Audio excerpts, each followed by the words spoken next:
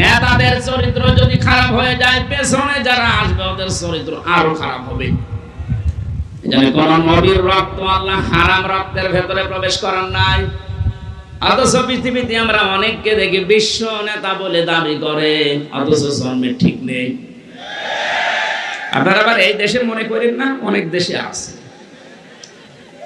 তাদের জীবনীগুলো পড়লে দেখা যায় বাবা এক ধর্মের, মা আর এক ধর্মের, তো জন্মে ঠিক থাকে কি করে? বগুড়াবাসী আগে নেতা, পেছনে কর্মী।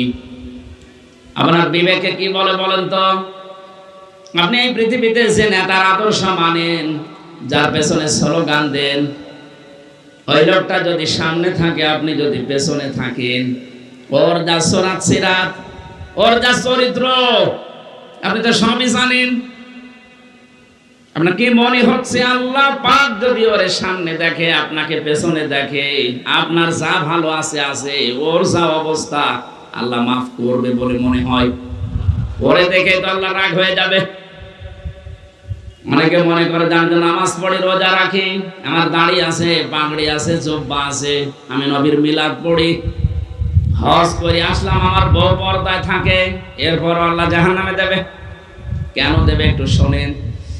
সূরা আরাফ ৮ নাম্বার পারার ২০ নাম্বার পৃষ্ঠার ৩ নাম্বার লাইনের ৮৩ নাম্বার আয়াতে আছে, ফানজাইনাহু ওয়া আহলাহু ইল্লা মারাতা কানাত মিনাল গাবিরিন।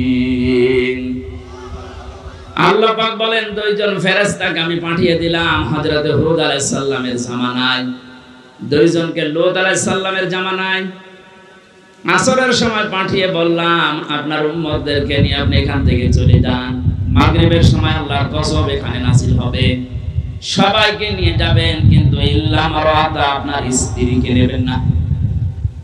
বগুড়াবাসী খুব খেয়াল করে মিলান। প্রশ্ন আসতে পারে আমাদের যে হুদ লূত নবীর স্ত্রীর চরিত্র খারাপ ছিল? না, পৃথিবীর কোন নবীর স্ত্রীর চরিত্র খারাপ ছিল না, কারণ কোন হারাম রক্তের ভেতরে আল্লাহ নবীদের রক্ত প্রবেশ করার নাই। কারণ প্রতিটি নবী এই পৃথিবীতে নেতা ছিলেন।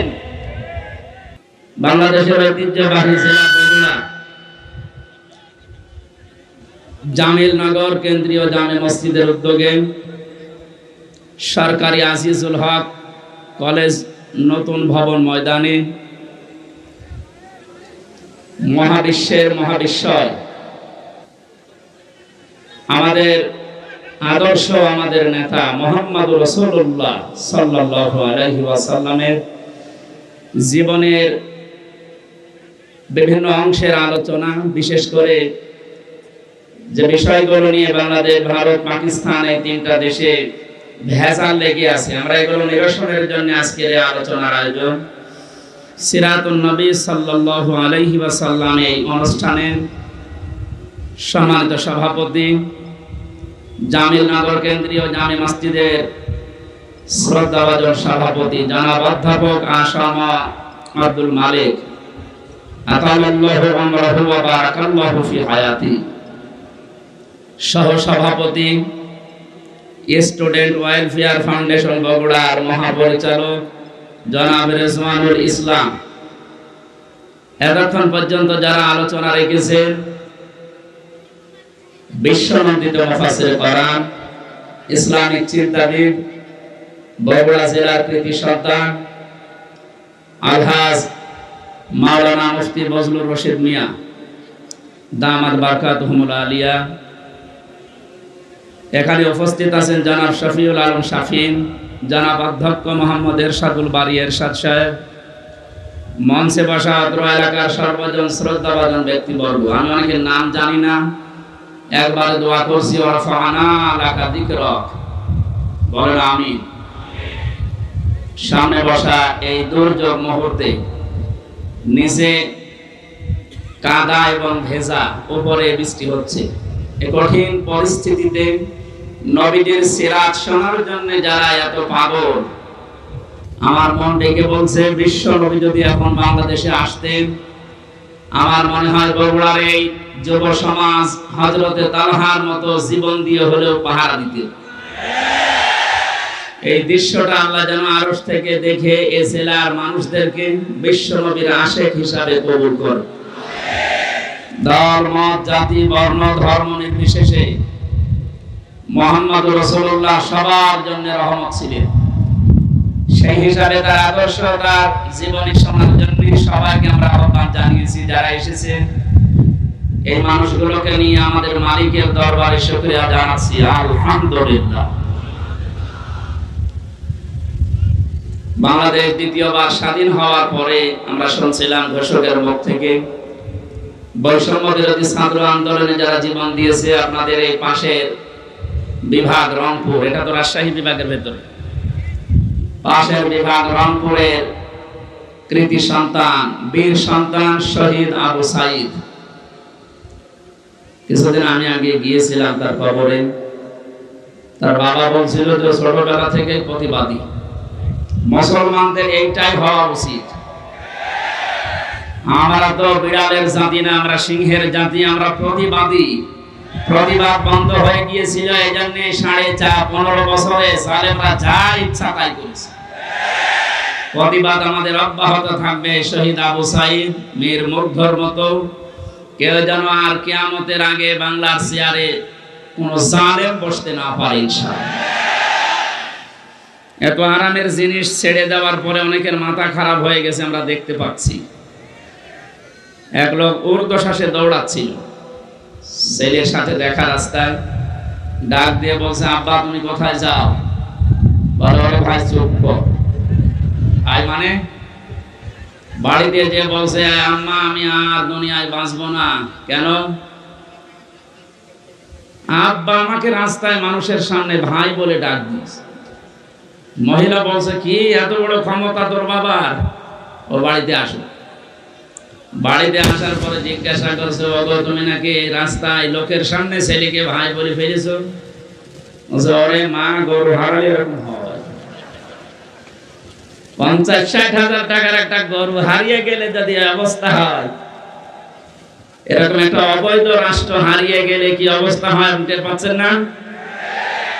মাথা এখনো ঠিক হয়নি। এই জন্য গতকালকেও বলেছে আমি পদত্যাগ করিনি। পদত্যাগ করিনি এই ভিডিও কি বানানো নাকি? রাষ্ট্রপতি নিজেই বলছে উনি আমার কাছে পদত্যাগ পত্র জমা দিয়ে গেছে, আর আপনি বলছেন করেননি। এত লোভ আপনার ক্ষমতার। বোঝা যাচ্ছে গরু হারালে মানুষের মাথা যেমন খারাপ হয়ে যায়, আপনারও মনে হয় খারাপ হয়ে গেছে। এই জন্য ওনার ছেলে পরশুদিন স্ট্যাটাস দিয়েছে, আমার মার মাথা খারাপ, ওনার কথা আপনারা কিছু মনে করবেন না। তার আগের দিনে স্ট্যাটাস দিয়েছে, জয় সাহেব, দেশের মানুষ আমার মাকে কুকুরের মতো তাড়িয়ে দিয়েছে। কি সুন্দর সুন্দর স্ট্যাটাস, সুবহানাল্লাহ বলেন। সুতরাং শোকে দুঃখে যারা উল্টাপাল্টা বকছেন, জালেমদের দোসর এখনো যারা এদেশে ছড়িয়ে ছিটিয়ে আছে, তাদেরকে সাহস জোগাতে অনেকে বলছে চট করে ঢুকে পড়বো, আসেন। কত মানুষ অনেকের চামড়া দিয়ে ডোকে বাঁচাবে বলে বসে আছে, বিশেষ করে আবু সাইদের মা। আপনাকে যদি পাই, সত্যি আপনার এক টুকরা চামড়া ওর লাগবে। বহু মানুষ এরকম যারা অনেক কিছু হারিয়েছে, আশায় আছে। আমরা দেখতে পাচ্ছি এদেশের অনেকে এখন একটু সুর লাগিয়েছে যে ওনাদেরকে সামনে আনতে দিন। এটা কিন্তু একটা টপ, ভুলেও আপনি টপ গিলবেন না। যদি বাইরে আসেন, এই যে জনপ্রশাসন মন্ত্রণালয়ের যিনি কালকে ধরা পড়েছে, ও মনে করেছিল যে সব সহজ হয়ে যাচ্ছে, যেই বের হয়েছে দরবেশের মতো ধরা খেয়েছে। আশা করছি আপনি ভুল করবেন না। কোরআনে কারিমের এই অনুষ্ঠানে যেহেতু নবীর জীবনী শোনার জন্য আমরা এসেছি, এই পৃথিবীতে শ্রেষ্ঠ অনুষ্ঠান দুইটা, কোরআনের আলোচনা আর নবীজির আদর্শের আলোচনা। এর উপরে দুনিয়ার কোনো উত্তম আদর্শ, উত্তম আলোচনার অনুষ্ঠান নেই। এটা এখন ইবাদত চলছে, যে ইবাদতে কষ্ট বেশি হয় ওই ইবাদতে সওয়াব বেশি হয়। এই জন্য যেহেতু দুইটা অবস্থা, নিচে ভেজা উপরে বৃষ্টি পড়ছে, কঠিন অবস্থায় যারা আসলাম বলেন আলহামদুলিল্লাহ। দরুদ আর সালাম পড়ছি আমাদের নবী মুহাম্মদ রাসূলুল্লাহ সাল্লাল্লাহু আলাইহি ওয়াসাল্লামের প্রতি। অবস্থা ভালো না, এটা আমি খুব তাড়াতাড়ি করছি। কোরআনে কারিমের 6666 আয়াত থেকে মাত্র 2টা আয়াত পড়েছি। সূরা কাসাসের 5 নম্বর আয়াত, সূরা আহজাবের 21 নম্বর আয়াত। আমরা 2টা আয়াত থেকে, বিশেষ করে যেহেতু এটা সিরাতুন নবী সাল্লাল্লাহু আলাইহি ওয়াসাল্লাম মাহফিল, সেই হিসাবে সূরা আহজাবের 21 নম্বর আয়াতটা বেছে নিচ্ছি। সূরা কাসাসের যে সুসংবাদটা, এটা আপনাদেরকে শোনাতে চাই। আল্লাহ পাক বলেন, নুরিদু আন নামুন্না আলাল্লাযীনা ইসতাযিফু ফিল আরদি ওয়া নাজআলাহুম আইম্মাতাও ওয়া নাজআলাহুমুল ওয়ারিসিন। এই পৃথিবীর ময়দানে ফেরাউন চেয়েছিল যতগুলো দল আছে কাউকে কিছু বলবো না, শুধুমাত্র মুসা আলাইহিস সালামের যে অনুসারী যে দল, এই দলকে আমি ধ্বংস করে দেব। হাজার হাজার বছর আগে ফেরাউন বুঝতে পেরেছিল এদেশে যেহেতু দল বিদলে বহু মানুষ বিভক্ত হয়ে আছে, কোন দলের দ্বারা তার ক্ষতি হওয়ার সম্ভাবনা নেই। একটা দলের দ্বারা তার ক্ষতি হওয়া, তার রাজত্ব, তার সিয়ার চলে যাওয়ার সম্ভাবনা আছে, সেটা মুসা নবীর দল। এই জন্য ওর বড় টার্গেট ছিল এই দলটাকে। হাজার হাজার বছর পর 2009 সাল থেকে 24 সাল পর্যন্ত পৃথিবীতে লেডি ফিরাউন যারা এসেছে, তার ভেতরে অন্যতম আমরা অনেককে পেয়েছি। তারাও বুঝে ফেলেছে এদেশে হাজারো দল আছে, কারো দ্বারা সিয়ারের ক্ষতি হওয়ার সম্ভাবনা নেই। একটা দলের দ্বারা এদেশের সিয়ার নড়ে যাওয়ার সম্ভাবনা আছে। সে দলের ভেতরে আমরা 4টা জিনিস পেয়েছি। কোন দল যদি কেউ গঠন করে, সূরা আলে ইমরানের ভেতরে 4টা বিষয় আল্লাহ জানিয়েছেন। 104 নম্বর আয়াত। দল করতে আমরা জানি 4টা জিনিস লাগে। 1 নম্বরে নেতা লাগে। কি লাগে? নেতা ছাড়া দল হয়? কোরআনে কারিমের জন্য বিশ্ব নবীকে আল্লাহ হে নেতা এই শব্দ বলে ডাক দিয়েছেন। ইয়াসিন।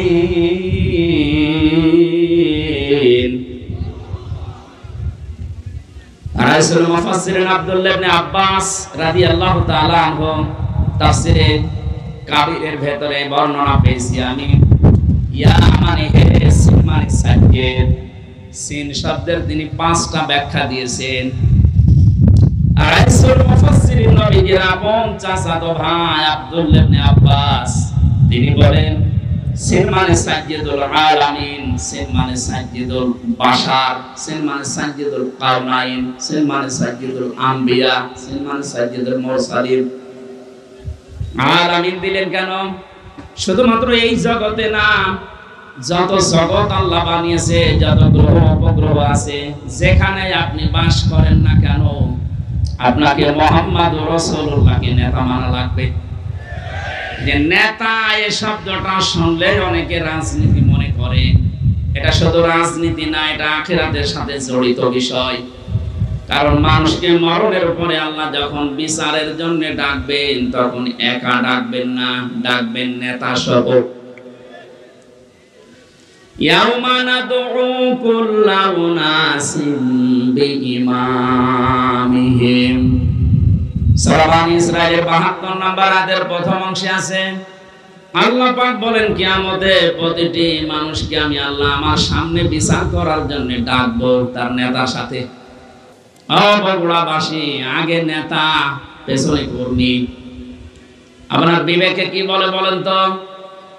আপনি এই পৃথিবীতে যে নেতার আদর্শ মানেন, যার পেছনে স্লোগান দেন, ওই লোকটা যদি সামনে থাকে, আপনি যদি পেছনে থাকেন, ওর যা সরাত সিরাত, ওর যা চরিত্র আপনি তো সবই জানেন। আপনার কি মনে হচ্ছে আল্লাহ পাক যদি ওর সামনে দেখে, আপনাকে পেছনে দেখে, আপনার যা ভালো আছে আছে, ওর যা অবস্থা আল্লাহ মাফ করবে বলে মনে হয়? ওরে দেখে তো আল্লাহ রাগ হয়ে যাবে। অনেকে মনে করে জানতে নামাজ পড়ি, রোজা রাখি, আমার দাড়ি আছে, পাগড়ি আছে, জুব্বা আছে, আমি নবীর মিলাদ পড়ি, হজ করে আসলাম, আমার বউ পর্দায় থাকে, এরপর আল্লাহ জাহান্নামে দেবে। কেন দেবে একটু শোনেন। সূরা আরাফ 8 নাম্বার পারার 20 নাম্বার পৃষ্ঠা 3 নাম্বার লাইনের 83 নাম্বার আয়াতে আছে ফানজাইনাহু ওয়া আহলাহু ইল্লা মারাতা কানাত মিনাল গাবিরিন।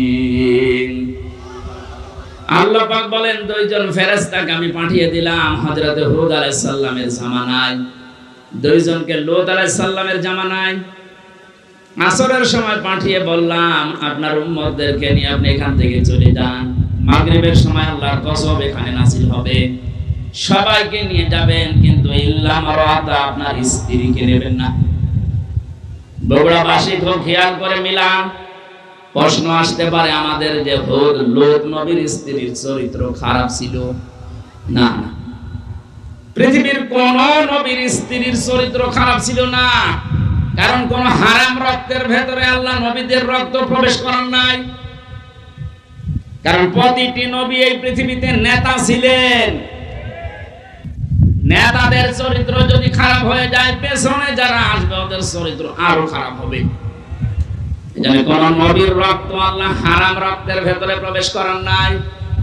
অথচ পৃথিবীতে আমরা অনেককে দেখি বিশ্ব নেতা বলে দাবি করে, অথচ জন্মের ঠিক নেই। আপনারা আবার এই দেশে মনে করেন না, অনেক দেশে আছে। তাদের জীবনীগুলো পড়লে দেখা যায় বাবা এক ধর্মের, মা আর এক ধর্মের, তো জন্মের ঠিক থাকে কি করে?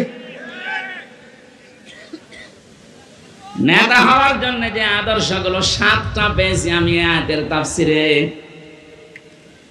হযরত লূত নবী আলাইহিস সালামের যত কিছু ছিল সবকে আপনি নিতে পারবেন, কিন্তু স্ত্রীকে নেবেন না, যদিও তার চরিত্র খারাপ ছিল না। লূত নবীর স্ত্রীর চরিত্র ভালো ছিল, সে চরিত্রহীনা ছিল না। কিন্তু যখন আল্লাহ গজব দিলেন, তার স্ত্রীকে আল্লাহ ধ্বংস করে জাহান্নামে দিয়ে দিলেন।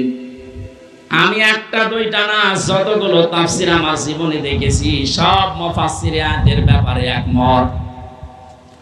আমি এটা প্রথমে বুঝছিলাম না। জেলখানায় যাবার পরে আপনাদের এই পাশের বিভাগ রংপুর বিশ্ব ইসলামী আন্দোলন বাংলাদেশ জামাত ইসলামের সহকারী সেক্রেটারি জেনারেল ছিলেন জনাব এটিএম আজহারুল ইসলাম। মাঝে মাঝে আমার কাছে বই পাঠাতেন।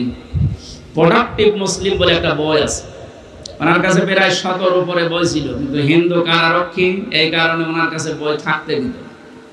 বই যদি কাছে থাকতে না দেয়, বাধ্য হয়ে যারা ইসলাম বোঝে, ইসলাম প্রচার করে, এরকম মানুষের কাছে পাঠিয়ে দিত।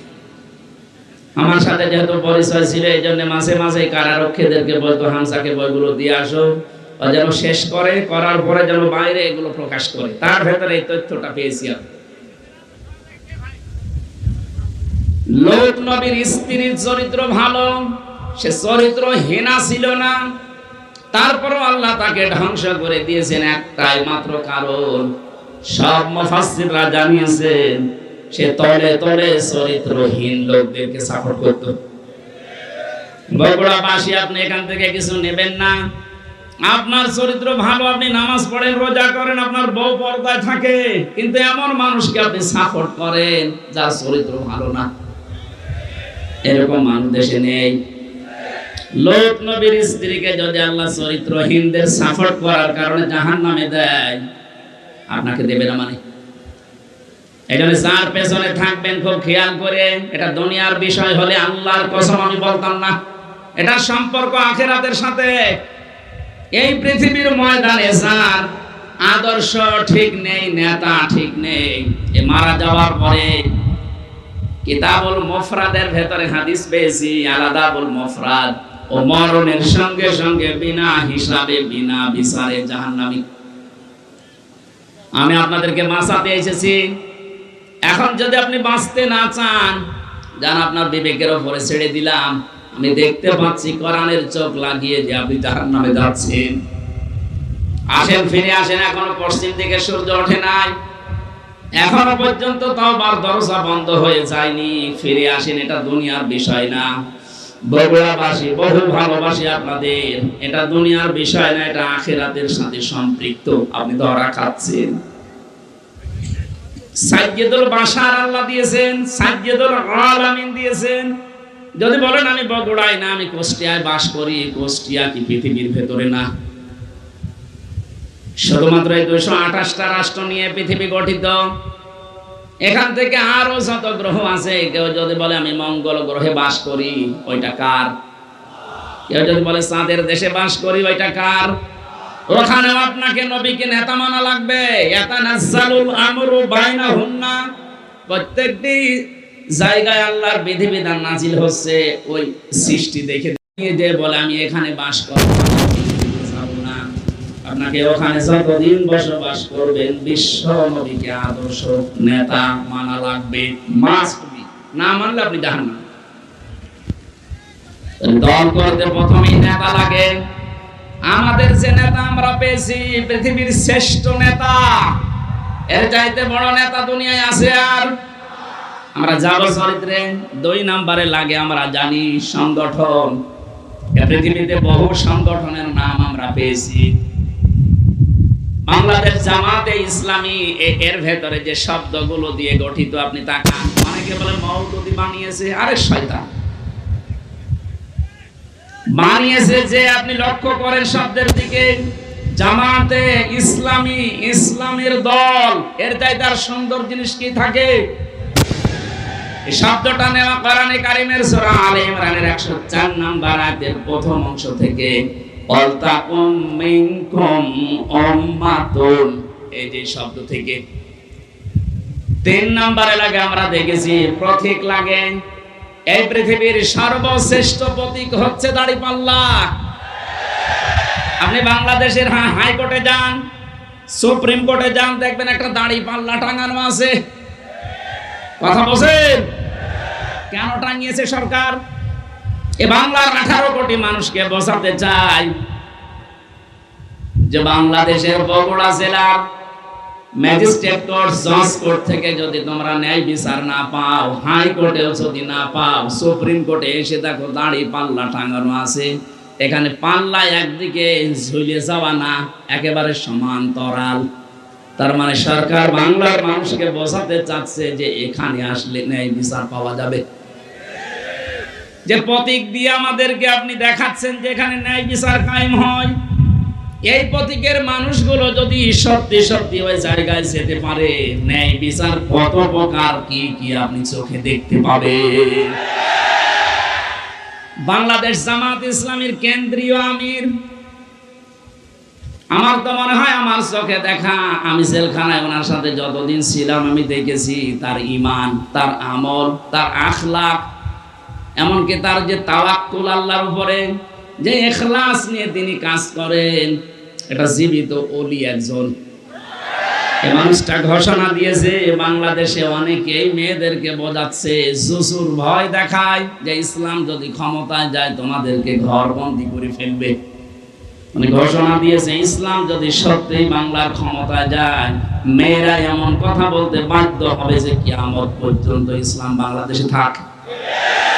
আপনি একটু দিয়ে দেখেন না কেন? প্রতীক যখন টাঙানো দেখে বলছেন যে না এটা ন্যায় বিচারের প্রতীক, এ প্রতীক যদি সামনে আসে আপনি এই হাতের কাজ করবেন তো? বলেন, এটা তো রাজনীতি। হ্যাঁ, এটা যদি রাজনীতি মনে করেন এইটাই রাজনীতি, এর বাইরে রাজনীতি করা জায়েজ নেই।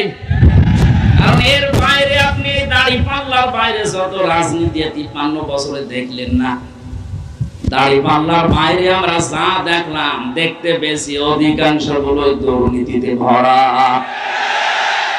গত কয়েকদিন আগে বাংলার এক নাস্তিক অধ্যাপক আনিসুর রহমান আল্লাহকে বিশ্বাস করে না, কিন্তু এই দেশের দাড়ি পাল্লাওয়ালা মানুষগুলোকে দেখে সে ঘোষণা দিয়েছে 5টা বছর যদি এদের হাতে এদেশের ক্ষমতা তুলে দেওয়া যায়, দেশ থেকে দুর্নীতি ঝাঁটিয়ে বিদায় করবে। নাস্তিক হয়ে বুঝলো, আর আপনি এখন উল্টাপাল্টা ধারণা করেন। 4 নম্বরে লাগে আমরা দেখেছি শুধু অফিস একটা লাগে। আমাদের যে অফিস আছে এই পৃথিবীতে, আমাদের অফিসের নাম হচ্ছে মসজিদ। আমাদের অফিসের নাম কি? দুঃখজনক হলো সত্য, 5 তারিখ আগস্টের পর থেকে আজকের এই 15 তারিখ এক মাস কয়েকদিনের ভেতরে বগুড়া না হলেও বাংলার বহু জেলাতে আমরা দেখতে পাচ্ছি অনেকে এখন মসজিদে আল্লাহর কোরআনের কথা, তাফসীরের কথা বলতে নিষেধ করছে। 15.5 বছরে এত বড় বড় জালেমরা পর্যন্ত সাহস পায়নি যে মসজিদে আল্লাহর কথা বলা যাবে না, কিন্তু এই 1 মাসে 8-9 দিন আমরা দেখতে পেলাম। খুব দুঃখ লাগছে এদের আচরণ দেখে। কারা এরা আমরা জানি না। কোরআনে কারীম আপনাদের সম্পর্কে জানিয়েছে, ওমান আসলামু মিম্মান মানাআ মাসাজিদাল্লাহি আইয়ুযকারা ফিহা ইসমুহু ওয়া সামা ফি খারাবিহা ইলা আখির আয়াত। সূরা বাকারা প্রথম নাম্বার 17 নাম্বার পৃষ্ঠা 4 নাম্বার লাইনের 114 নাম্বার আয়াতের প্রথম অংশে আছে। তাফসীরে ফি জিলালিল কোরআনে মুফাসসির সাইয়্যিদ কুতুব রাহমাতুল্লাহ আলাইহি ব্যাখ্যা করতে গিয়ে লিখেছেন, আল্লাহ তাআলা বলেন, এই পৃথিবীতে বড় জালেম যদি দেখতে চাও, আমি আল্লাহর দৃষ্টিতে সবচাইতে বড় জালেম ওই লোকটা, যে লোকটা আল্লাহর ঘর মসজিদে তার কথা, তার আলোচনা, তার কোরআনের কথা বলতে নিষেধ করে, বাধা দেয়। এখানে বড় জালেম আমরা দেখতে পাচ্ছি বিদায় নিয়েছে। কিন্তু এখন যারা আছেন এই জুলুমের নিজেকে জড়িয়ে আপনি বড় জালেমের খাতায় যাবেন না। আল্লাহর ঘর মসজিদ এই দেশে পৃথিবীতে আল্লাহর বান্দা যারা দাবি করে তাদের জন্য এটা অফিস। কথা বলেন। দল করলে যেমন অফিসে যাওয়া লাগে, আমরা এমন দল করি যে 5 বার আমাদের আল্লাহর অফিসে যাওয়াই লাগে। না গেলে আপনি আর ও দলে থাকতে পারবেন না। সুতরাং আমরা যেটা বোঝাতে চাচ্ছি, নেতা এই শব্দটা শুধু দুনিয়ার সাথে যদি আপনি মনে করেন যে দুনিয়ার বিষয় নেতৃত্ব না, এটা আখিরাতের সাথে সম্পৃক্ত। আল্লাহ নিজে ডাক দিয়েছেন নবীকে, হে নেতা। এই শব্দ দুনিয়া আর কাউকে আল্লাহ দেননি। সুতরাং আল্লাহর ঘোষণা দেওয়া নেতা দুনিয়ায় কয়জন বলেন? তাকে বাদ দিয়ে যদি অন্য কাউকে আপনি নেতা মানেন, আপনি লিখে নিতে পারেন আপনি জাহান্নামী। সেই মহান নেতার আদর্শ শোনার জন্য সিরাতুন নবী দিয়েছেন। এই কিছুক্ষণ আগে দেখলাম মিলাদুন নবী পালন করার জন্য অনেকে মিছিল নিয়ে যাচ্ছে। আমি মিলাদুন নবীর বিরুদ্ধে না, কিন্তু শুধু মিলাদ নিয়ে কেউ যদি আনন্দে থাকেন, নবীর সিরাত আর আদর্শ আপনার কাছে যদি মুখ্য না হয়, আপনিও নবীর চাচা আবু তালেব আর আবু লাহাবের মতো জাহান্নামে যাবেন। নবীর চাচা আবু তালেব, আবু লাহাব বিশ্ব নবীকে ভালোবেসেছে কম না। তারা নবীর মিলাদে খুশি ছিল। মিলাদ মানে জন্ম, মিলাদ মানে কি? এত বেশি খুশি হয়েছে আবু লাহাব, নিজের 2 আঙ্গুল দিয়ে যে মহিলা এসেছিল সুয়াইবিয়া, তাকে আযাদ করে দিয়েছে। যা আবু তালেবের জীবনী পড়েন, নিজের সন্তান আলীকে কাছে রাখতো না, ভাতিজা মুহাম্মদ রাসূলুল্লাহকে বুকে নিয়ে ঘুমাতো। এত বেশি ভালোবাসা দিয়েছিল এই 2 চাচা খালি নবীর সামনে। কিন্তু নবীজি যখন বললেন, ইয়া আম্মি আবি তালিব, লা ইলাহা ইল্লাল্লাহ হাজ্জুল লাকা ইনদাল্লাহি ইয়াউমাল কিয়ামাহ, রাওয়াহুল বুখারী। ও চাচা, জোরে বলা লাগবে না, শুধু আমার কানের কাছে মুখটা নিয়ে আস্তে গিয়ে বলে লা ইলাহা ইল্লাল্লাহ, মুহাম্মাদুর রাসূলুল্লাহ বলার দরকার নেই, ওটা আমি নিজে জানি। আপনি শুধু আল্লাহর একাত্মবাদের ঘোষণাটা দিয়ে যান, জোরেও বলবেন না, আমার কানের কাছে মুখ নিয়ে একটু আমাকে শোনান, আমি সাক্ষী থাকি কিয়ামতের দিন আপনাকে আমি আল্লাহর কাছে ঝগড়া করে জান্নাতে দিয়ে দেব। পাশে দাঁড়িয়েছিল আবু সেহেল আর আবু লাহাব। আবু সুফিয়ান ডাক দিয়ে বলে, নেতা পড়বা, এতদিন বাপদাদার ধর্ম অনুসরণ করলে এখন ভাতিজারে নতুন ধর্ম অনুসরণ করে গ্রহণ করে কলঙ্কিত হবা। মানুষ তোমাকে কাপুরুষ বলবে, ভীরু বলবে, বদনাম হবে তোমার। আবু তালেব ওই দিন বলেছিল, মুহাম্মদ ভাতিজা আমার, আমি তোমাকে ভালোবাসি, তোমার জন্মের পর থেকে আমি খুশি, কিন্তু তোমার এই আদর্শটা আমি মানতে পারলাম না, তুমি আমাকে মাফ করে দিও। মাফ করার মালিক কি নবীজি না আল্লাহ? আরো জোরে বলেন। আমি সংক্ষেপ করছি এই কারণে, কারণ এই 2 জন চাচার জীবনী আমি পুরা পড়েছি। নবীর জন্মে এত খুশি যারা ছিল, দেখলেন নাকি বললাম, কিন্তু 2 জনই জাহান্নামী। 2 জনে কি বলেন? একজনের পায়ের নিচে শুধু একটু ফিতা লাগিয়ে দেবে জাহান্নামের, মাথার মগজ পর্যন্ত টকবক করে ফুটতেই থাকবে। আর আবু লাহাব জাহান্নামে, এটা আল্লাহ কোরআনে কারিমে সূরা লাহাব তার নামে নাজিল করে জানিয়েছেন, সায়াসলা নারান যাতা লাহাব। বলেন নাউযুবিল্লাহ। বগুড়াবাসী সিস্টেম অপর পৃষ্ঠায় দেখুন, আরো দুইজন চাচার নাম আমরা জানি, একজন হযরতে আমির হামজা আর একজন হযরতে আব্বাস রাদিয়াল্লাহু তাআলা আনহুমা। এই দুইজন চাচা শুধু নবীর জন্মের সময় খুশি ছিল তা না, ওরা নবীর আদর্শ পেয়েও খুশি ছিল। একজন চাচা হযরতে আব্বাস নবীর আদর্শ পেয়ে খুশি, তার প্রমাণ তার মুখের কথা, মান সাকা তামাল ঈমান মা রাদিয়া বিল্লাহি রাব্বা ওয়া বিল ইসলামি দীনা ওয়া বি মুহাম্মাদির রাসূল। তিনি যে রাসূলের আদর্শ পেয়ে খুশি ছিলেন, এই কথাই তার প্রমাণ। আরেকজনের দিকে তাকান, হযরতে হামজা রাদিয়াল্লাহু তাআলা আনহু নবীদের আদর্শ মানতে গিয়ে নিজের শরীরকে উহুদের ময়দানে ৭০ টুকরা করেছেন, নবীর আদর্শ ছেড়ে দেননি। তার জীবনী পড়তে গিয়ে পেয়েছি হযরতে হামজাকে ওরা এত টুকরা করেছিল, লজ্জাস্থান পর্যন্ত কেটে বাঁধিয়ে দিয়েছে। শেষ পর্যন্ত বিভিন্ন জায়গায় পাহাড়ে লতা পাতা দিয়ে নবীজি তার লাশটা যখন ঢাকলেন, মাথা থেকে পা পর্যন্ত তার নিজের পাগড়ি দিয়ে ঢেকে দিলেন, পাহাড়ের লতা পাতা দিয়ে পায়ের শেষ অংশে ঢেকে দিলেন। ডাক দিয়ে বললেন, আমার এই চাচা হামজার উপরে আমি এ পর্যন্ত খুশি, আমার মালিক তোমাকে বলছে তুমি আমার চাচা হামজার উপরে খুশি হয়ে যাও। বগুড়াবাসী আগে দুইজন চাচাও তো আদর করেছে, মহব্বত দেখিয়েছে, ভালোবেসেছে, কিন্তু জন্মে কথা বলেন না কেন? ওই দুইজন চাচার শুধু মহব্বত ছিল, ভালোবাসা ছিল, আদর ছিল, জন্মে মিলাদে, কিন্তু আদর্শ মানতে তারা নারাজ। এই দুইজন চাচা জন্মেও খুশি, আদর্শ পেয়ে খুশি, তাদের জন্য নবীজির বক্তব্য দেখে, হে আমার মালিক, আমার চাচা হামজার উপরে আমি এ পর্যন্ত খুশি আছি, তোমাকে বলছি তুমি আমার মালিক হিসাবে আমার চাচার উপরে খুশি হয়ে যাও। নবীজি যদি কথা বলে কারো পক্ষে আল্লাহ খুশি না হয়ে পারবে? বুঝতে পারলাম চারজনের জীবনী পড়ে দুইজনে শুধু মিলাদ নিয়ে খুশি, জাহান্নামী, দুইজনে মিলাদেও খুশি, সিরাতেও খুশি, এজন্য দুইজনে জান্নাতি। আশা করছি আমার কথা অর্থ বুঝেছেন। এবার আসেন, কেন বিশ্ব নবী মুহাম্মদ রাসূলুল্লাহকে এই পৃথিবীর ময়দানে আদর্শ হিসাবে মেনে নেওয়া লাগবে? আমি ২৭টা কারণ পেয়েছি কোরআন আর সিরাতের কিতাবে। একটা একটা করে যে কয়টা বলা যায় দেখে।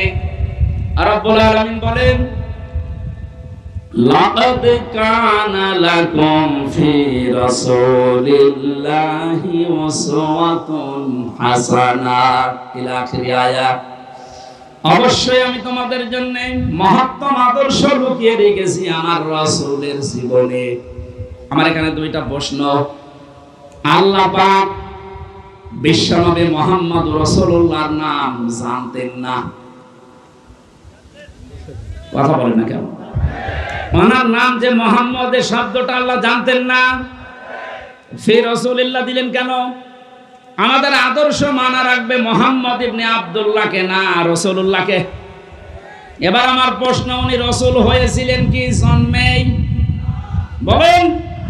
যিনি উনি পৃথিবীর সর্বপ্রথম নবী, শেষ নবী, এ কথা আমরাও মানি, কিন্তু ঘোষণা দেওয়া হিসাবে উনি কিন্তু ৪০ বছরে নবুয়ত পেয়ে ঘোষণা হয়েছে। পুরা আরব জাহানে ৪০ বছরের আগ পর্যন্ত কেউ নাকি নবী বলতো না, বলতো মুহাম্মদ ইবনে আব্দুল্লাহ। বলেন। উনি রাসূলুল্লাহ হয়েছেন, নবী হয়েছেন কত বছর বয়সে? আরো জোরে। এর আগে পুরা আরব জাহানে ওনাকে নাম দিয়েছিল মুহাম্মদ ইবনে আব্দুল্লাহ আস-সাদিক আল আমিন। আজ বাংলাদেশ সহ বিশ্বের বহু জায়গায় আমরা দেখতে পাচ্ছি অনেকে বলছে আমরা নবীওয়ালা কাজ করি। এই কথাটা প্রতারণা। আপনি করছেন নবীওয়ালা কাজ না, আপনি করছেন মুহাম্মদ ইবনে আব্দুল্লাহর কাজ। কারণ মুহাম্মদ ইবনে আব্দুল্লাহ 17 বছর বয়সে হিলফুল ফজল শান্তির সংঘ গঠন করার মাধ্যমে ভালো ভালো কাজের আঞ্জাম দিয়েছিলেন। কথা বলেন না কেন? তিনি মানুষকে ভালো কথা শোনাতেন, ভালো কথা বলতেন, মানুষের বিপদে এগিয়ে যেতেন। এই কাজগুলো করেননি? সিরাত ইবনে হিশাম দেখেন কাজগুলো তিনি করেছিলেন। কি বুঝলেন এখানে? আপনিও যে কাজগুলো করেন এগুলো কিন্তু মুহাম্মদ ইবনে আব্দুল্লাহর কাজ। আর রাসূলুল্লাহর কাজ কি? তিনি যেই দিন রাসূল হচ্ছেন তার মানে 40 বছর বয়সে, ওই দিনই জিবরাইল তাকে বলেছিল ইকরা। তিনি বলেছিলেন মা আবি কারি, আমি পড়তে পারি না। 3 বার বলার পরও যখন বললেন আমি পড়বো না, পড়তে পারি না, এত ধরে চাপ দিয়েছিলেন। 4th বার তিনি বললেন ইকরা বিসমি রাব্বিকাল্লাযী খালাক। নবীজি জিবরাইলের সঙ্গে সঙ্গে 5টা আয়াত পড়েছিলেন। প্রশ্ন আসতে পারে প্রথম 3 বার পড়লেন না কেন? জবাব হচ্ছে 3 বারই জিবরাইল শুধু ইকরা পড়েছিলেন, যে পড়ো পড়ো। নবীজি প্রশ্ন করলেন ভাই জিবরাইল আমি পড়বো কি? বারবার যে আমাকে পড়তে বলেন, আমি কি পড়বো? যখনই বলেছে বিসমি রাব্বিকা, রবের নামে পড়ো, তখন আমি আর থামি নাই, আরম্ভ করেছি। কিয়ামত পর্যন্ত আমার উম্মত যারা আসবে তাদেরকে শিক্ষা দিয়ে গেলাম, পড়াশোনা যদি করতে হয় রবের নামে পড়া লাগবে। এই 15.5 বছরে অনেক পড়া পরিবর্তন হয়েছে না হয়নি? ঢাকা বিশ্ববিদ্যালয় থেকে ইকরা বিসমি রাব্বিকাল্লাযী খালাক এই মনোগ্রাম বাদ দিয়েছে। পরে নজরুল ইসলাম কলেজ থেকে ইসলাম বাদ দিয়েছে। ইসলামী বিশ্ববিদ্যালয় কুষ্টিয়া রব্বি জিদনি ইলমা এইটাও বাদ দিয়েছে। যত জায়গায় যত কিছু বাদ হয়েছে 15.5 বছরে, নবীর উম্মতেরা এখন যেহেতু দায়িত্ব পাচ্ছে, আহ্বান জানাবো এগুলো সব যেন ফিরিয়ে নিয়ে আসা হয়। কারণ রব ছাড়া আমরা পড়তে চাই না। রবের নাম বাদ দিয়ে যে পড়া হয় ওটা পড়া না। এক কথা বুঝতেছে? এখন প্রশ্ন আসতে পারে তাহলে অন্যান্য দেশ এত উন্নতি করে, তারা কি রবের নামে পড়ে? উন্নতি হয়েছে কিন্তু অবনতিও আছে। আমি সিঙ্গাপুর, মালয়েশিয়া সহ কতগুলো দেশ ঘুরে আসলাম, ওদের যে চরিত্র আমি দেখে এসেছি। বাকি যে দেশগুলোর নাম বললাম না, ফ্রি সেক্সের দেশ, লেখাপড়া ওরা আমাদের যাতে কম করে নাই। রাস্তার ধারে দাঁড়িয়ে মা বাবার সামনে জেনা করছে, এ কি মানুষ না কুত্তা? হ্যাঁ বলেন। রবের নামে যদি আপনি পড়াতে পারতেন, এখানে মা বাবা আর বড় ভাই যারা আছেন দায়িত্বে, আমি আপনাকে গ্যারান্টি দিচ্ছি 3টা বছর আপনি কোরআনের শিক্ষা যেখানে দেওয়া হয়, এই তালিমুল কোরআন অথবা যে ক্যাডেট মাদ্রাসা চাই বলেন, এখান থেকে 3টা বছর পড়িয়ে নেন। বাকি ওকে ডাক্তার বানাবেন, ইঞ্জিনিয়ার বানাবেন। জানাব শাহাবুদ্দিন সাহেব ওনার ছেলেকে বানিয়েছে ইঞ্জিনিয়ার, আর একটা ইবনে সিনায়। এইরকম আপনি তুলে দেন, কোনো অসুবিধা নেই। 3টা বছর কোরআনের শিক্ষা দিয়ে দেন, 2টা গ্যারান্টি আপনাকে আমি দিলাম, জীবনে এই ছেলে কোনোদিন নেশা করবে না। যদি শয়তানের ধাক্কায় পড়ে কোনোদিন করেও, ও ফিরে আসবে, কারণ ওই নূর আছে ভেতরে। 2 নম্বরে জীবনেও কোনোদিন আপনাকে বৃদ্ধাশ্রমে দেবে না। আশা করছি আপনি কাজে লাগাবেন। নবী মুহাম্মদুর রাসূলুল্লাহ বললেন জিবরাইল পড়তে বললে কি পড়বো? সেই বলেছে রবের নাম, উনি পড়া আরম্ভ করেছেন। আজকে আমাদের এই দেশে শুরু হবে সিরাতুন নবীর আসল, যে আমরা রব ছাড়া অন্যের নামে পড়তে চাই না। অনেকে বাবার নামে পড়া আরম্ভ করেছিল। কিসের বাবা? আমরা পড়তে চাই কার নামে বলেন? ফিরে আসলেন ওখান থেকে, ডাক দিয়ে বললেন জাম্মেলুনি জাম্মেলুনি ইয়া খাদিজা, আমি ভয় পেয়েছি, আমাকে জড়িয়ে দাও কম্বল দিয়ে। হযরতে খাদিজা বলেছিলেন স্বামী আল্লাহি কাল্লা, 2 বার কসম দিলেন, আল্লাহি আল্লাহর কসম, কাল্লা কখনো না, লা ইখজিকাল্লাহু আবাদান। এতটুকু শব্দের ভেতরে খাদিজা 3 বার আল্লাহর নাম বলেছেন, অথচ তিনি তখন মুসলমান হননি। একটা অমুসলিম কসম দেওয়ার সময় একটা বাক্যে 3 বার আল্লাহর নামের ঘোষণা দেয়। আর দেশে হাজারো মুসলমান আমরা দেখি কসম দেওয়ার সময় কসম দিয়েছে বাবার নামে। তাও জীবিত বাবা হলে হয় কবে মরে গেছে সে বাবার নামে। এখান থেকে একটা মাসলা বের হয়, কসম দেওয়ার জন্য আল্লাহ বাদে কারো নামে কসম দেওয়া জায়েজ নেই, হারাম। সুতরাং আল্লাহ বাদে কারো নামে আর কসম দেবেন বলেন। বিশ্বনবী এসে 5টা কথা শুনলেন খাদিজার কাছে। প্রথম নম্বরে বলেছিলেন, স্বামী আমার ভয় পাবেন না, আল্লাহ কখনো আপনাকে অপমান অপদস্থ ভয় দেখাতে পারে না, কারণ আপনি আত্মীয়তার সম্পর্ক ঠিক রাখেন।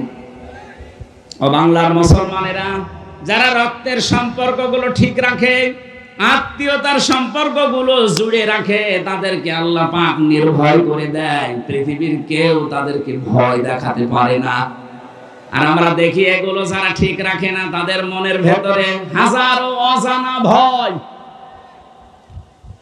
জেলে যাওয়ার আগে একবার মাহফিল থেকে আসার সময় এক পুলিশ গাড়ি থামিয়ে আমার বসো হুজুর বুকে ফু দিয়ে দেন। কেন? দায়িত্ব পালন করতে গিয়ে দেখি হঠাৎ তাল গাছের ভেতরে কি যেন নড়ে উঠলো। আমি ভয় পেয়েছি। তুই তো ভয় পাবি, আর মানুষকে ঠেকায়, আর মানুষের অধিকার নষ্ট করে, হক নষ্ট করে, উল্টা পাল্টা টাকা কামাই করে। যারা মানুষের অধিকার নষ্ট করে না, হক নষ্ট করে না, রক্তের সম্পর্ক ঠিক রাখে, তাদের ভেতর থেকে আল্লাহ অজানা ভয়গুলো দূর করে দেয়। মেয়েরা যারা এসেছেন, সম্মানিত মা বোনেরা, হাদিস বলছে কোন মেয়ে লোক যদি চায় যে আমার স্বামী বেশি দিন বেঁচে থাক, আমার স্বামীর হায়াত বেড়ে যাক, তার সম্পদ বেড়ে যাক, তার সম্মান বেড়ে যাক, সে যেন স্বামীকে বারবার তাকিদ দেয়, স্বামী তুমি যা করো করো, কিন্তু সম্পর্কগুলো ঠিক রাখো। তোমার মায়ের সাথে, বাবার সাথে, বোনের সাথে, ভাইয়ের সাথে, ফুফুর সাথে, চাচার সাথে আমারগুলো যদি নাও করো, অন্তত এইগুলোর সম্পর্ক ঠিক রাখো। কিন্তু 100টার 98টা পরিবারে আজ বাংলাদেশে বউর কারণে আমরা এই রক্তের সম্পর্কগুলো ঠিক রাখতে পারি না। কারা কারা পারছেন না হাত তোলেন তো। একজোট আমার মনে হয় ওয়াজ করা ঠিক হইল না। ঠিক আছে, বাকিগুলো আমরা তো অন্তত ভালো আছি, আমাদের পরিবারের সমস্যা নেই আলহামদুলিল্লাহ। বগুড়ার মা বোনেরা আমাদেরকে ধন্যবাদ। এই একটা লোক একটু সমস্যা আছে, ওরে বের করে দিও না। আমি শুধু হাসির জন্য বলি নাই, আমি কিন্তু বাস্তব বলছি। হাজারো পরিবারে আজ স্ত্রীর কারণে নিজের মা বাবার সাথে আমরা সম্পর্ক নষ্ট করে ফেলি। আমার বোনের সাথে সম্পর্ক আমার রক্তের, কিসের বলেন? এখন যে জল্লাদ আছে কেন্দ্রীয় কারাগারে, এর নাম হচ্ছে ইলিয়াস। এই লোকটা ফাঁসি হয়েছে বউ মারার কারণে, বউ হত্যা করেছে, এই কারণে ফাঁসি, এখনো যাবজ্জীবতে আছে। এখন 22 বছর জেল খাটা লাগবে, এখন ফাঁসি দেয় মানুষকে। ও একদিন এসে বলছিল, হামজা ভাই আমার জীবনের এই কাহিনী। 17 বছর ছিল সৌদি আরবে, বিয়ে করার পর 35 না 36 বছর বয়সে বিয়ে করেছে। কয়েক বছর যেতেই বর সাথে আর মার সাথে কোনো মিল নেই। আমি আমার বোনকে কিছু দিলেই বউ মন খারাপ করে, মাকে কিছু দিলেই মন খারাপ করে। শেষ পর্যন্ত কি করবো, ওরে আমি একটু সতর্ক করার জন্য একটা থাপ্পড় দিয়েছিলাম, এক থাপ্পড়েও ছাতা মরে গেছে। এখন আমার এই যে জেল, 22টা বছর জেলে থাকা লাগবে। 30 বছর জেল হয়েছিল, আমি কাজকর্ম করি, এই কারণে আমার 22 বছর। তো বলেন, একটা লোক ওইদিকে গেল 34-35 বছর, এদিকে 22 বছর, ওর জীবনে আর কি থাকবে বের হলে? ওকে খুব বড় অপরাধ করে গিয়েছে জেলে। এই পারিবারিক জীবনের একটা ঠুনকো বিষয় নিয়ে এদের সম্মানিত মা বোনেরা যারা বিভিন্ন জায়গায় বসে শুনছেন, আপনি মনে করেন নামাজ পড়া, রোজা রাখার, কালো বোরকা পরে আমি বগুড়ায় ঘুরি, আমি জান্নাত যাব না? জান্নাত আপনার কারণে আপনার এই স্বামী তার মা বাবার সাথে, তার বোনের সাথে, ভাইয়ের সাথে সম্পর্ক ঠিক রাখতে পারে না। আমি কি বেশি বলে ফেললাম? এই বগুড়ায় মনে হয় এখনো শুরু হয়নি, এগুলো কুষ্টিয়া চলছে। আশা করছি মা বোনেরা খাদিজার মতো আচরণ করবে, বলেন আমিন। তিনি বললেন 5টা কথা, ওখান থেকে নিয়ে গেলেন, বলেন চলেন আমার ভাই ওরাকা ইবনে নাওফেল আছে, চাচাতো ভাই ওরাকা ইবনে নাওফেল তাওরাতের ইনজিলের পণ্ডিত ছিলেন। তিনি নবীজির এই কথাগুলো শুনে বললেন, মুহাম্মদ সুসংবাদ, ওয়েলকাম তোমাকে, কারণ এর আগে মুসা নবী ঈসা নবীর কাছে এই ফেরেশতা এসেছিল, ভয় পাবেন না আপনি। কিন্তু আমার আশঙ্কা হচ্ছে, আমি কিতাব পড়ে যেটা দেখতে পেয়েছি, আপনাকে আল্লাহ যেটা দিলেন, আপনি এখন নবী রাসূল। এই নবী রাসূল যারাই হয়েছিল, মুসা নবী, হযরতে ঈসা নবী, তারা রাসূল ছিলেন, কিতাব পেয়েছিলেন, জিবরাইল এসেছিল। এজন্য এলাকার মানুষেরা তাকে এলাকায় থাকতে দেয়নি, হত্যা করার জন্য চেষ্টা চালিয়েছে। আপনার কপালে এটাই আসবে, জাতির লোকেরা আপনাকে শেষ পর্যন্ত দেশ থেকে তাড়িয়ে দেবে। আমি যদি ওই সময় বেঁচে থাকি, আমি তোমাকে সাহায্য করব। ও বগুড়াবাসী যারা বলেন নবীওয়ালা কাজ করি, নবী তো নবী 40 বছর হওয়ার পরে কাজ শুরু করেছিলেন। কাজ শুরু করার পরে তার প্রথম ঘোষণা যে আপনি দেশে থাকতে পারবেন না। 82 বার নবীকে হত্যা করার জন্য টার্গেট নিয়েছিল ইহুদিরা। সুতরাং নবীওয়ালা কাজ এই পৃথিবীতে তারা করছে যারা 24 ঘন্টা নবীর মতো আতঙ্কে থাকে, আর যাদের কোনো চিন্তা নেই, দুশ্চিন্তা ফুর্তি করছে, এ মানুষগুলো নবীওয়ালা কাজ না। এদের মোহাম্মদ ইবনে আব্দুল্লাহর কাজ হচ্ছে নবীওয়ালা কাজ করতে হলে অবশ্যই 40 থেকে 63 এই 23 বছর অনুসরণ করা লাগবে। কথা বলে না কেন? এবার আসেন কেন করা রাখবেন। 1 নম্বরে বিশ্ব নবীকে উসওয়াতুন হাসানা, এই শব্দটা আল্লাহ এমনি দেয়নি, দুনিয়ার কারো নামের আগে পরে এই শব্দটা আপনি দেখবেন না। ইব্রাহিম নবীর নামের আগে পরে আছে, সেটা আলাদা বিষয়, কিন্তু মুহাম্মদ রাসূলুল্লাহকে দিয়েছেন আল্লাহ। আমি 27টা কারণ বলছি। 1 নম্বরে বিশ্ব নবী মুহাম্মদ রাসূলুল্লাহর জীবনী আমাদের কাছে পরিষ্কার, এই কারণেই তিনি একমাত্র আদর্শ। দুনিয়ায় যার অনুসরণ আপনি করেন, কেউ বুকে হাত দিয়ে বলতে পারবেন না যে এই দেশে বঙ্গবন্ধু, জিয়াউর রহমান, মতিউর রহমান নিজামী, চারমোনাই পীর, যারা জয় দলে আছেন, কেউ গ্যারান্টি দিতে পারবেন না যে আমার এই নেতার চরিত্র 100% পরিষ্কার। পারবেন না। অথচ নবীজি নিজে জানিয়েছিলেন, আমার স্ত্রীরা, হে আমার সাথীরা, আমার সাহাবীরা, দিনের আলোতে রাতের আধারে আমার ভেতরে যা দোষত্রুটি দেখতে পাও সব খুলে খুলে মানুষকে বলে দাও। এটা বলার মতো মানুষের পৃথিবীতে আমরা কাউকে পাইনি। কারো জীবনী আমাদের কাছে পরিষ্কারও না, কারণ সে ছোটবেলায় কি করেছে, কার মুরগি চুরি করেছে, কার কাঁঠাল চুরি করেছে আমরা জানি না। কথা বলে না কেন? অথচ তার 63 বছরের জীবনে আপনি একটা কলম লাগাবেন, সে জায়গাও পাবেন না। কি সুন্দর কথা আল্লাহ তার নামে দিয়েছেন, খুলুকিন আযীম। আযীম শব্দটা বিশাল শব্দ। আল্লাহ বলেন এই নামটা আমি শুধু মুহাম্মদুর রাসূলুল্লাহর চরিত্রে ব্যবহার করেছি। আর ইসমাইল নবীকে আমি একটা নাম দিয়েছিলাম, আমার নাম গোলামিন হালিম, আমার সহনশীল বান্দা। ইসহাক নবীকে আমি একটা নাম দিয়েছিলাম গোলামিন আলিম, আমার জ্ঞানী বান্দা। মুহাম্মদুর রাসূলুল্লাহকে যে নাম দিয়েছি, এটা খুলুকিন আযীম, আমার মহান চরিত্রের বান্দা। কিয়ামত পর্যন্ত মানুষ কুল কিনারা পাবে না এর আদর্শ অনুসরণ করে। জোরে বলেন আল্লাহু আকবার। আমি যে কথাটা এ পর্যন্ত নিয়ে আসতে চাই, দুনিয়ায় কারো জীবনী আমাদের কাছে যেহেতু পরিষ্কার না, পরিচ্ছন্ন না, এজন্য একমাত্র আদর্শ আমরা কাউকে মানি না। আমরা মানি মাত্র মুহাম্মদুর রাসূলুল্লাহ সাল্লাল্লাহু আলাইহি ওয়াসাল্লামকে। দ্বিতীয় নম্বরে আমি পেয়েছি বিশ্বনবী আমাদের একমাত্র আদর্শ হওয়ার কারণে পৃথিবীর যত সম্পদ আল্লাহ দিয়েছেন, তিনি ছিলেন শ্রেষ্ঠ সম্পদ। কি ছিলেন? সূরা ইউনূসের 58 নম্বর আয়াতে আল্লাহ তাআলা ঘোষণা দিয়েছেন, এই পৃথিবীতে যত নিয়ামত আমি তোমাদের জন্য দিয়েছি, সর্বোত্তম সর্বশ্রেষ্ঠ সম্পদের নাম হচ্ছে মুহাম্মদুর রাসূলুল্লাহ। ফাবিযালিকা ফালিয়াফরাহু হুয়া খায়রুম মিম্মা ইয়াজমাউন। সুতরাং তোমরা যদি আনন্দ করতে চাও কারো আদর্শ পেয়ে, মুহাম্মদুর রাসূলুল্লাহর আদর্শ পেয়ে আনন্দ করো। দুনিয়ার শ্রেষ্ঠ সম্পদ এটা। জোরে বলেন আল্লাহু আকবার। 3 নম্বরে বেশি, তিনি গোটা পৃথিবীর জন্য ছিলেন রহমত। যেখানে গিয়েছেন সেই জায়গা রহমতে ভরে গেছে। ওমা আরসালনাকা ইল্লা রাহমাতাল লিল আলামিন। আর রাহিকুল মাকতুবের ভেতরে আয়াতের ব্যাখ্যা পড়তে গিয়ে আমি পেয়েছি খাদিজাতুল কুবরা হযরতে হালিমাতুস সাদিয়া বলেন, আমি যেখান থেকে কোলে নিয়েছি ওই জায়গা থেকে 6টা বছর আমি তাকে লালন পালন করেছি, কোনোদিন অভাব কারে বলে আমি চোখে দেখি নাই। জোরে বলেন সুবহানাল্লাহ। 4 নম্বরে তিনি আমাদের আদর্শ, এটাই আমার আসল পয়েন্ট।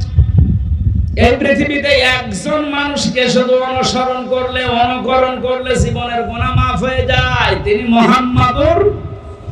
পৃথিবীর কোন মানুষকে অনুসরণ করলে জীবনের গুনাহ মাফ হয় আমি কোরআনে পাইনি, শুধু একটা মানুষ। কুল ইন কুনতুম তুহিব্বুনাল্লাহা ফাত্তাবিউনি ইউহিব্বুকুমুল্লাহ ওয়া ইয়াগফির লাকুম যুনুবাকুম আল্লাহু গফুরুর রহিম। 5 নম্বরে পেয়েছি তিনি আমাদের জন্য আলো বা লাইট। আলো লাইট নিয়ে মানুষ যেমন চলতে ফিরতে সহজ হয়, বিশ্ব নবীর আদর্শ কারো কাছে থাকলে তার জীবন চলা আমার আল্লাহ সহজ করে দেয়। قد جاءكم من الله نور وكتاب مبين বলেন আল্লাহু আকবার। 6 নম্বরে পেয়েছি তিনি শুধুমাত্র আমাদের নেতা না, আদর্শ না, তিনি রাসূলদের নবীদেরও নেতা ছিলেন। আল্লাহ সূরা ইয়াসিনের ভেতরে দিয়েছেন ইন্নাকা লামিনাল মুরসালিন। জোরে বলেন আল্লাহু আকবার। 7 নম্বরে তিনি উন্নত চরিত্রের অধিকারী ছিলেন পৃথিবীতে। 8 নম্বরে তার বক্ষ ছিল উন্মুক্ত। নবীর উম্মত বলে আজ আমরা যারা দাবি করছি, অনেকের মন সংকীর্ণ। এটা একটু ভালো করে শুনুন। আল্লাহ বলেন আলাম নাশরাহ লাকা সাদরাক, হে নবী আপনার সিনাকে আমি উন্মুক্ত করে দেইনি, আপনার বুক কি প্রসারিত করি নাই? বাংলাদেশের এখন যে অবস্থা, এখন এই আয়াতটা মেনে নেওয়া আমাদের 100 ভাগ। আমাদের অনেকের মন সংকীর্ণ, ন্যারো মাইন্ডের আমরা না। বুক উন্মুক্ত করা লাগবে, প্রশস্ত করা লাগবে বুককে মুহাম্মদুর রাসূলুল্লাহর মতো। এই কথা বলেন না কেন? এত বড় বড় অপরাধীকে যদি আল্লাহর নবী মাফ করে নিজের বুকের কাছে নিতে পারেন, যেটার আদর্শ ডাক্তার শফিকুর রহমান দেখাচ্ছে, তার মতো অত্যাচারিত নির্যাতনের শিকার তো আপনি হননি। তার ছেলে এখনো ছেলে, তার স্ত্রী অসুস্থ, তারপরে কঠিন পরিস্থিতিতে যদি তিনি উদার হয়ে সব ক্ষমা করে দিতে পারেন। আমাদের ছোটখাটো ভাইরা অনেকে ভুল করেছিল, 15 বছরে অনেক মানুষ তাদেরকে উল্টা পাল্টা নামে ডাকছে। আমার বিশ্ববিদ্যালয়ের বড় ভাই, এই নাটোরের সন্তান মাওলানা আব্দুল বারী রশিদি, আপনাদের বগুড়াতে এখন থাকে। ওনার জীবন চরিত্র নিয়ে অনেকে আমার কাছে মেসেজ পাঠায় যে উনি বাতিলের সাথে হাত মিলিয়ে এই কাজ করেছিল। আরে ভাই, বাস্তবতা, স্থান, কাল, পাত্র ভেদে কাজ করা লাগে। আমাদেরকে যারা দায়িত্ব দিয়েছিল জেলখানার ভেতরে, ওরা মানুষ নামে জানোয়ার ছিল। আমরা যদি ওই আচরণ ওই সময় করতাম তো দুনিয়ায় আর বের হতে পারতাম না, ওখানে মরা লাশ নিয়ে বের হতাম। এদেশে বহু জায়গা এরকম ছিল যেখানে স্থান, কাল, পাত্র ভেদে বাস্তবতার নিরিখে মিশা লেগেছিল। বাড়ি ভাই যদি ভুল করেও থাকে, উনি আল্লাহর কাছে জবাব দেবে।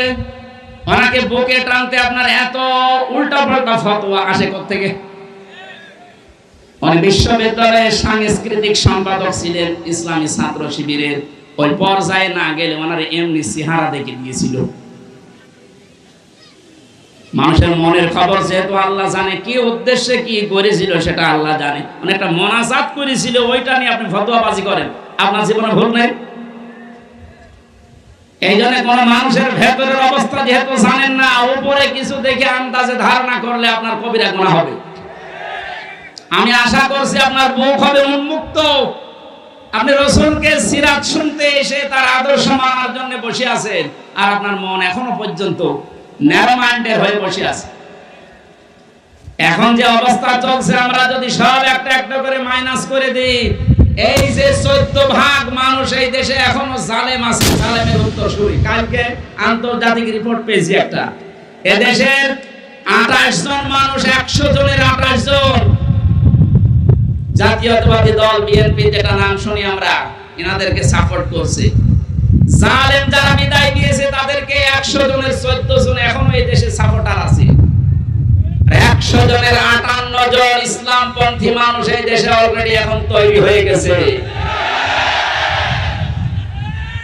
1 মাস 8 দিনের যে অবস্থা দেখতে পাচ্ছি, আমার তো মনে হচ্ছে এই অবস্থা যদি চলতে থাকে 58 না 70 ভাগ হতে আর বেশি দিন দেরি হবে না ইনশাআল্লাহ। 53টা বছর বাবা চালিয়েছিল, চাচা চালিয়েছে, স্বামী চালিয়েছে, বুবু চালিয়েছে, ভাবিও চালিয়েছে। শুধুমাত্র কোরআন দিয়ে দেশ চললে কেমন দেখা যায় এটা বাকি আছে। এটা এবার দেখার সময় এসেছে। এটা দেখতে চান না যে এটা দিয়ে বাংলাদেশ চলুক? কারা কারা চান দেখে?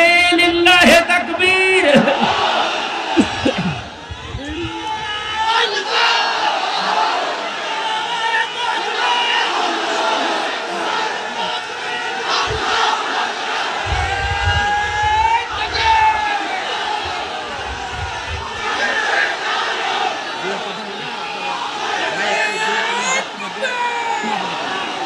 সম্মানিত ভাইরা, আমি যতগুলো নোট করেছিলাম এত কয়েক ঘন্টা লাগার কথা, 27টা কেবল চলছে, 7টা। এখন পুরাটা বলতে গেলে আপনাদের এখন মাগরিবের আজান হবে, এরপর আজকে আমার সিরাজগঞ্জে মাহফিল আছে এসার পরে। এই মাহফিলটা আসলে আব্দুল বজলুর রশিদ মিয়া আমার চাচা জোর করে নিয়েছে। আমার যেহেতু মাহফিল আজকে 2টা ছিল, আর আমি পারছি না, কারণ ভেতরে থেকে যা খাওয়িয়েছে ওরা, আমিও পারি না, আপনারা ছাড়েন না, আল্লাহু আকবার, এরকম হয়ে যাচ্ছে। আমার একটু